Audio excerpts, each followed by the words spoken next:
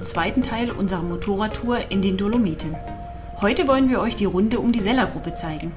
Das erste Highlight bildet das Pordoi-Joch. Im Uhrzeigersinn schließen sich dann das Sellerjoch und das Grödnerjoch an. Viel Spaß beim Schauen!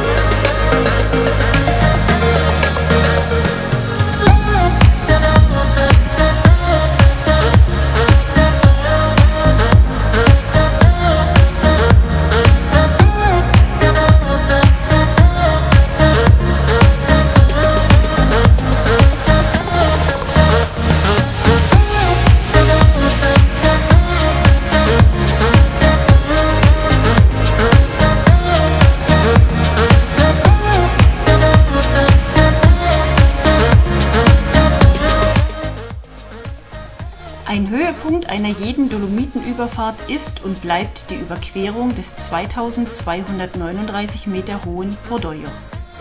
Das Pordoi-Joch, italienisch auch Passo Pordoi genannt, zeichnet sich durch seinen schönen Blick auf die Sellergruppe aus und durch die vielen Kehren, die hoch zum Sattel führen.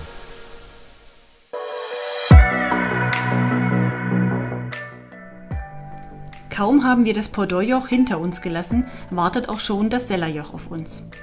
Das Sellerjoch, italienisch Passo Seller, verbindet in Süd-Nord-Richtung die Provinz Trentino mit der Provinz Südtirol. Dabei führt das Joch zwischen der Sellergruppe im Osten und der Langkofel-Gruppe im Westen hindurch. Auf seiner Passhöhe bei 2240 Metern kann man ganz gut eine Pause machen und die Aussicht genießen.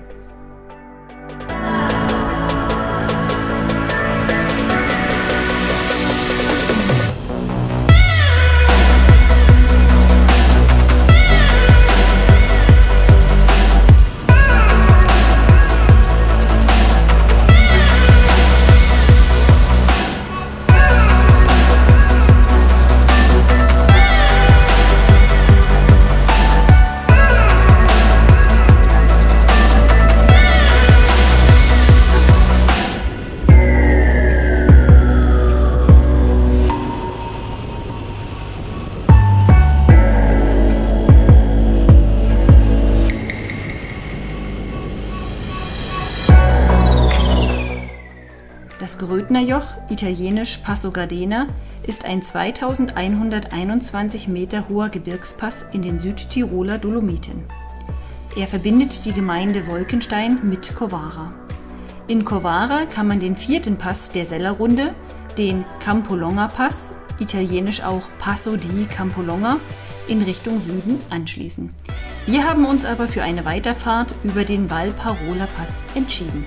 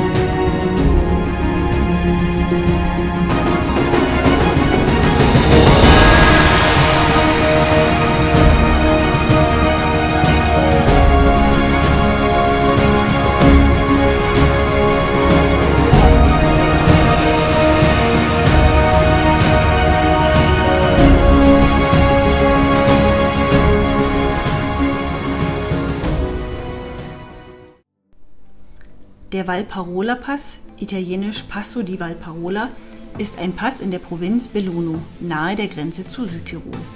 Auf seiner Passhöhe bei 2192 Meter liegt etwas tiefer der gleichnamige See Lago di Valparola. Wir haben die tolle Aussicht genossen und unsere Tour dann Richtung Cortina fortgesetzt. Ordentlicher Belag, breite Fahrbahn und ein Kurvenvergnügen ohne Ende.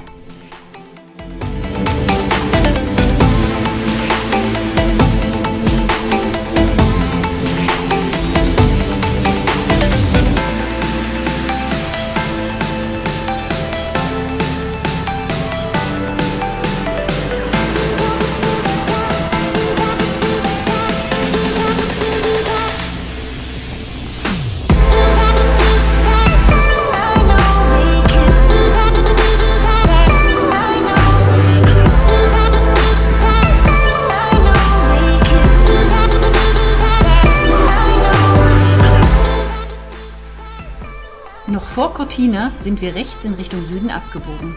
Hier wartete schon der Ghiau-Pass auf uns. Der Ghiau-Pass, italienisch Passo di Ghiau, ist ein 2236 Meter hoher Pass in der Provinz Belluno. Oben auf seiner Passhöhe bietet ein großer Parkplatz, ein Bergrestaurant und das klasse Panorama den perfekten Pausenstopp.